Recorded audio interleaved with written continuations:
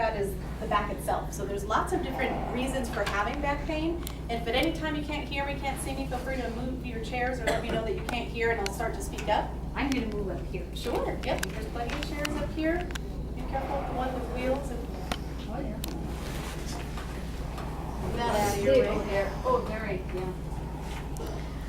Okay. Right. So, with back pain, there's several structures that can be causing pain.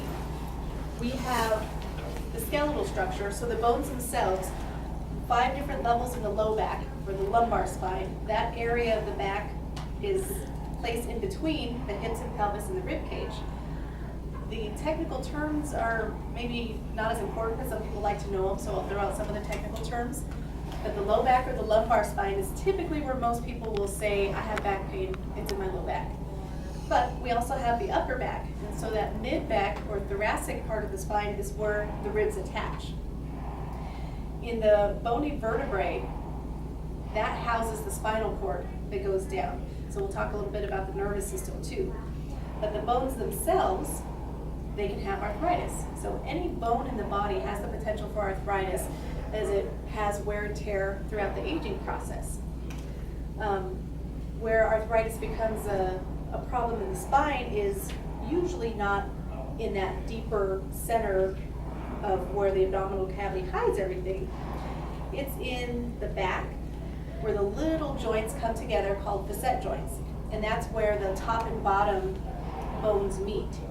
So it's not the big link between each vertebrae. Those are where the discs come into play. So most people will have heard about disc pain or a disc rupture or a disc herniation, slip disc.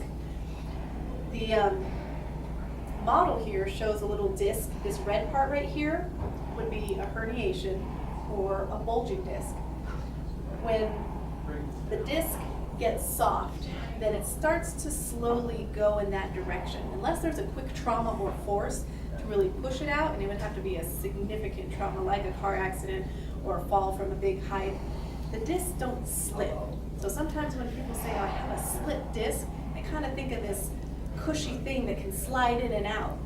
But our discs, they don't move easily.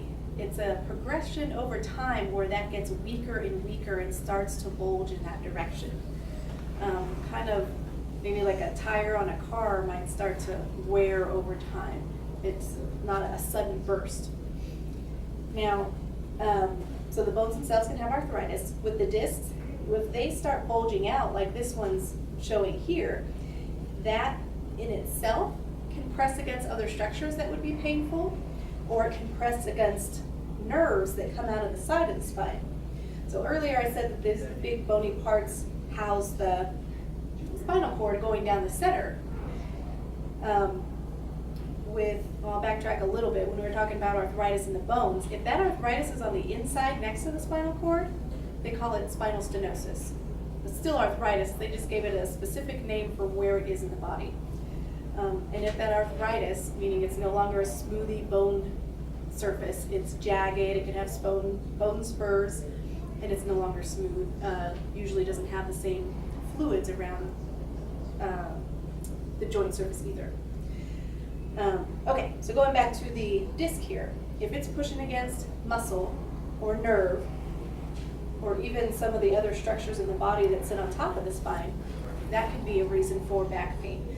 So anywhere that you go to treat for back pain, they have to rule out, well, is it the kidneys? Because the kidneys sit right here. Is it something else, internal organs is going on here? Or is it truly a mechanical thing that you would address in physical therapy? So there's some other things you may need to rule out when you have back pain. So if back pain ever changes when you eat or go to the bathroom, that is a back pain from internal organ issues. Most of the things that I've seen on the survey are more, it hurts when I walk, it hurts when I bend or lift, which are common mechanical things. So everybody so far is in the right spot for learning what to do with their back pain. All right, so if it's not the arthritis and not the disc, it could be the nerve itself. So if the nerve is ever irritated, that often feels like something down the leg or both legs. Tingling, burning sort of sensations, those are typically from the nerve being irritated. And whether that's the nerve not having enough space because a muscle is pushing against it, or because a disc is pushing against it, or a whole structure, a whole part of the body. So if the alignment, let's say this side of the hip and pelvis are tilted up, and there's less room for that whole section of the body, that can cause nerve irritation or just back pain. So alignment can have a lot to do with pain. Posture, which is a little bit different than alignment. Posture, we can have bad posture, and then we can have good posture, and that can change from moment to moment. Where alignment issues are a little bit more, they need to be adjusted, and some people may have had adjustments by chiropractors, which is kind of a quick, okay, got you back in, it looks good, but you need to reinforce it with what the muscles are doing, otherwise it might go back to what it was doing because our muscles have a memory. Sometimes it's memorizing good things, like how to ride a bike. Sometimes the muscles will have a memory for bad alignment and go, I'm used to walking like this, so I'm gonna do that. And we might go, wait, let's do this. And you go, okay, I'm gonna do that. But then you walk away going, okay, because the muscles remember the bad habits just as well as the good ones, like riding a bike. So those are the structures that could be causing pain. Muscles we haven't talked about too much. Muscles themselves, and I know a couple of people mentioned spasms. Even if you have a beautiful X-ray, MRI, the nerves and all the bones and discs look like you're 20 years old, you can still be in a lot of pain because of the muscles, so they can be very deceiving. There was a study done to see how predictive X-rays and MRIs are of pain that people are in. And what they found is that half of the people that had pain had nothing wrong on their X-ray or MRI. And there were another group of people that had no pain but had a pretty bad looking X-ray or MRI. So it's not always a direct link that if my X-ray shows some deterioration of the space between my bones, or my MRI shows that disc pressing on my nerve, that means I'm gonna have a 5 out of 10 pain because it's pushing that far. Your pain is definitely not linked to what imaging study looks like. Sometimes it clues us in, but it's not the best way to find out what's truly going on and what's causing the pain. Okay, so muscles, they can spasm to cause pain, which means they're just tight and they won't let go, like having a cramp. But spasms can last a while. And we can do things to soothe them, like ice and heat and massage. And if that muscle has a memory for being tight, it's gonna go right back to it. So there are a lot of temporary things where, especially if you go, okay, I never had back pain, but then I did some yard work and oh, my back starts to hurt. It might just need a little TLC, a little ice, heat, and if you're like, oh, wait a minute, my back pain is not going away. And now it's been 3 or 5 years, and now my back pain really doesn't respond to ice or heat or massage anymore. Okay, well now you've created some bad habits that haven't gone away for several years. In order to replace those habits, it's gonna take time and specific, well, what are my bad habits? What are my compensation patterns? What have my muscles learned to do wrong that gets me in pain? One of the most important muscles of low back pain is a front-sided back muscle, which is nice and confusing. So we have lots of layers of muscle. If I turn him around here for a minute. So between each one of the vertebrae, we have tiny muscles that just go between each vertebrae. And then we have another group that crosses 2 or 3 at a time. And then another group that crosses several at a time, and this is all along the spine. And then those are just the stabilizing muscles. So we have layers on top of those muscles. So we have abdominal muscles, and we have our big lat muscles, and we have connective tissue that goes in between the layers of muscles. So there's a lot of different structures. So our big muscle groups on top are responsible for the big movements, where the tiny muscles along the spine are more for stabilization, for helping us balance. And so any layer of those muscles could be muscle that's potentially giving you pain. But so if we ice, heat, massage, and do all this nice stuff to the back and you're still not getting relief, oftentimes people don't know that there is a spine muscle, a back muscle, that's on the front side of the body. So if you've never heard that concept, and you're like, there's a back muscle on the front side. Sounds backwards. But that muscle attaches to all the different side, we'll call them processes, the little parts of bones that stick out to the sides. Those side processes have that muscle, and it comes all the way down and connects to the front of the leg. So for those people that, and I feel good if I'm up and moving around, but once I sit down for a while, maybe I'm okay sitting down, that muscle getting short, if I have to stand up again, it pulls on my back once I have to stand up. It's because that particular muscle has shortened, and then you let it stay short for a while because you were working at the desk or watching the movie or whatever may have happened, and then to stand back up again, it has to get long. So it's now pulling on that spine if it's being short in the moment. So muscle spasming or tightening can cause pain. A muscle being too short or not knowing how to lengthen can cause pain.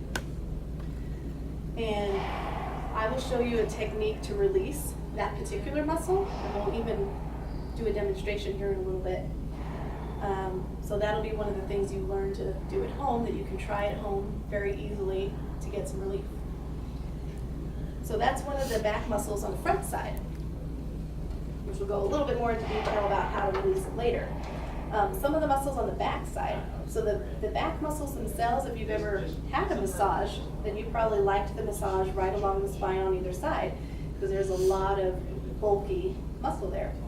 It probably didn't last very long though, because you might feel great on that massage table, and then you get up and start moving, and the activity, your muscle goes, oh, I gotta go to work again, and it gets tight.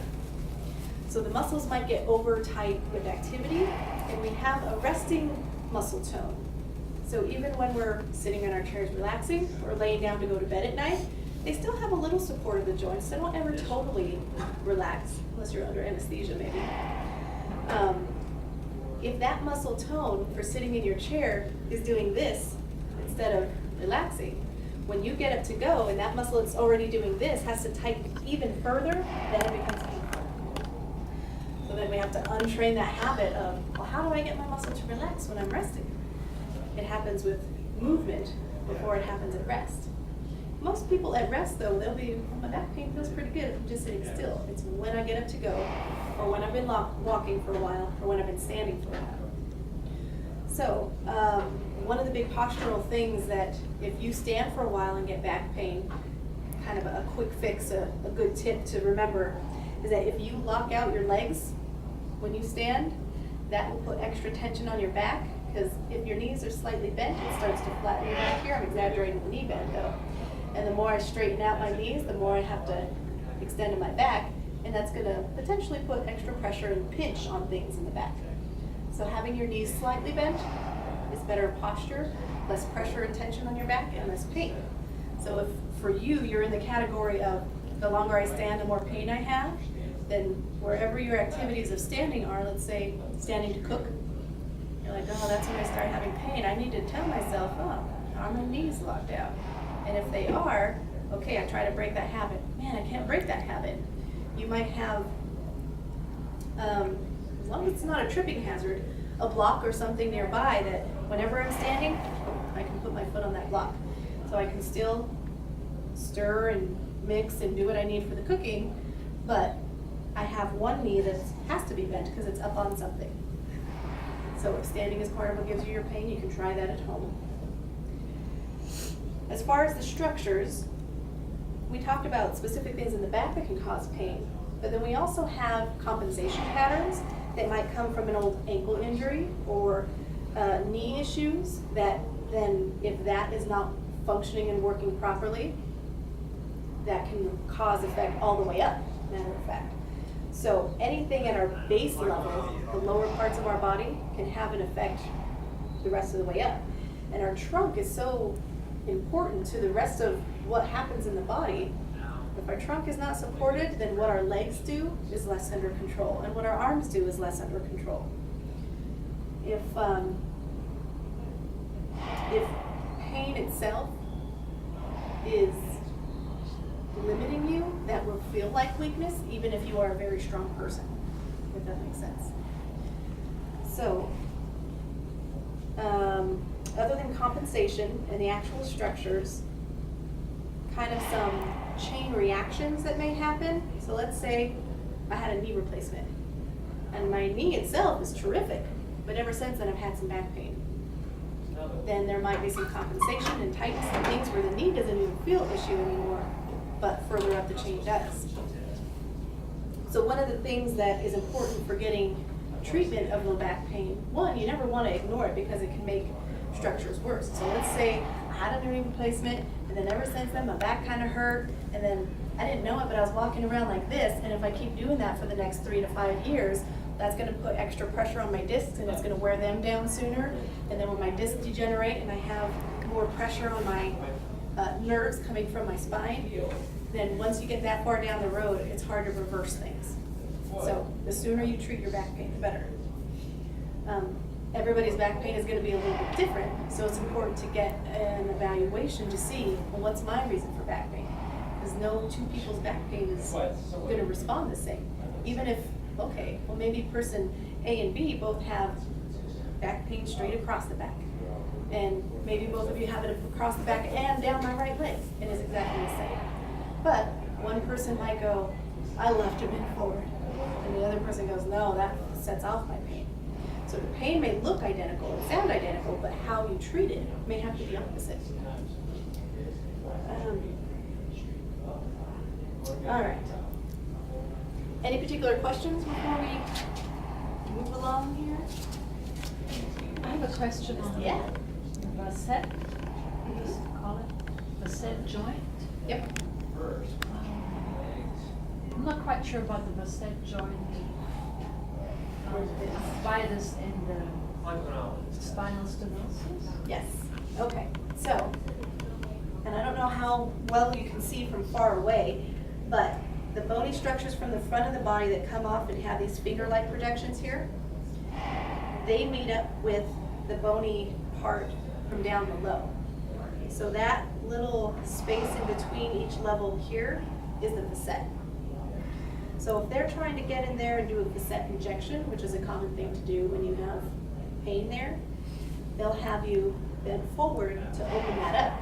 My model doesn't bend forward, but if he did, you would see how that changes that space so they can get the needle in there and inject whatever they want to inject in there.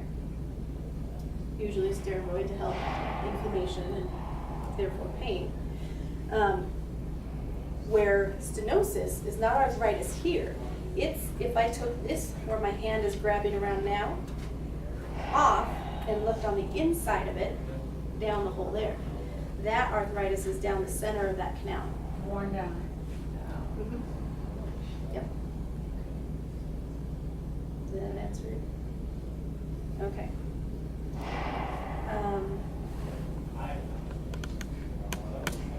Okay, let's see. When they say compressed disc, is that just that they're Get thinner, the discs. thinner? Or? Yep. So, sort of like having degeneration of a knee or a shoulder, whenever we wear down our joints, we're wearing down cartilage, there's usually a loss of fluid inside the joint, and all of those things can happen at the disc space too, because it's the same process. We have little bitty movements that happen whenever we twist and we turn and we move, and so we don't want to not move, we need to move. And in fact, movement can help lubricate the joints compared to non-movement. But these disc space can wear down like the other joints of our body that we're used to hearing people get replaced. They do a little bit of a disc replacement and they'll actually put cages in there. But wearing down that is a slow process over time, unless there's a trauma. And on an X-ray, where you can see, okay, maybe it's the width of my pinky nail on each one. If I'm looking at my X-ray and they all look, oh good, a good width in between each one, then you have good disc space. The body is an excellent healing machine. And there are times where people will have years of back pain because of a degeneration process in a disc, and the body will actually automatically fuse it with no surgery or any kind of intervention. So when they do finally go get it looked at, it looks like those two bones just came together and got rid of that disc, which basically happens.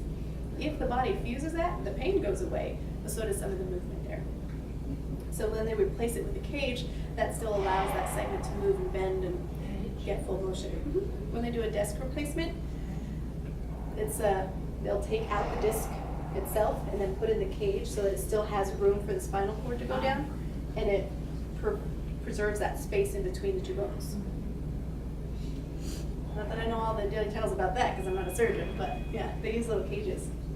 Sometimes they'll do just a fusion where they put rods along it and fuse each bone to the rod to try and get some of that disc space to not collapse, basically, because the more these collapse, the more potential you have of squishing the little nerves that come out the sides. Okay. So, does anybody want to be the demonstration model for back pain? See if you get relief? Yeah? Okay. So for you, when you have back pain, is it when you sit, stand, walk, bend? Sideways, sometimes lifting the leg, sometimes slouch, going up the stairs, bending down, Okay. So for demonstration purposes, let's get a quick look at bending forward and bending back so we can figure out which one's worse or if they're both about the same. So just try and bend for your toes. If you get there, great. If not, just do what you can. I can. All right. Doesn't hurt. Doesn't hurt going down. How about all the way up? Not today. Not today. Okay. Then, Let's check the back. So if you bend back, yeah, that's it. That's it. Starts there. okay. What part of your back? Right across the center. All right. So, in your case, when the bending back is more painful than bending forward and coming back up, it is more likely in the jointer rather than the muscle tightness.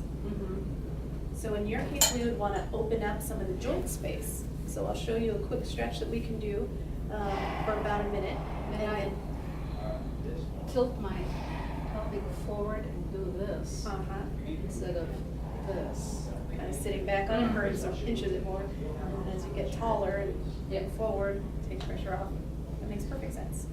So the stretch that I'm going to show her works great for a lot of different types of low back pain, even if your back pain is from disc or if it's from the arthritis, facet joints, or muscle tightness.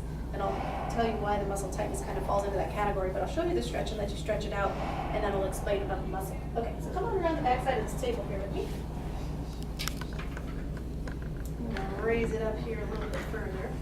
So we want this about the height of the countertop. Which is way too low. Get this one inside. Sometimes people have a bed that's this high, but if you don't, countertop's a good option. So you want to come up real close to the countertop. And then we're just going to lean forward and take a nap. So all your body weight's rested. You can put your head on your hands if you like, whatever's kind of comfortable for you there. But we want the upper body to be completely rested on the bed. And then you're just going to bend both knees, which you started to do a moment ago. Yep. So as you start to bend the knees, the weight of the legs will pull down just a little bit. Does that give you a stretch across here? Good. Does it feel like a good stretch, or is there pain? Well, am I supposed to have all of my weight on my stomach? Majority, yes. The majority? Yeah, the more I let go, the more it stretches. Good. So we want to stretch, and you doing okay there? Good. So I'll start talking while you're stretching. Okay. Any stretch you do should never be painful, whether it's for a painful area or even if you're like, well, I'm trying to stretch my back, but my ankle hurts or my shoulder hurts from positioning it like this because I've had surgery on there. Never force something through pain because you're likely to cause more damage. For the same reason, if we put our hand on a hot stove, we have the reaction to take it away. Our body gives us pain signals for a reason. So if it hurts, you should go, oh wait, I need to try this a little bit different way. Most people will think, oh, that's my pain. No.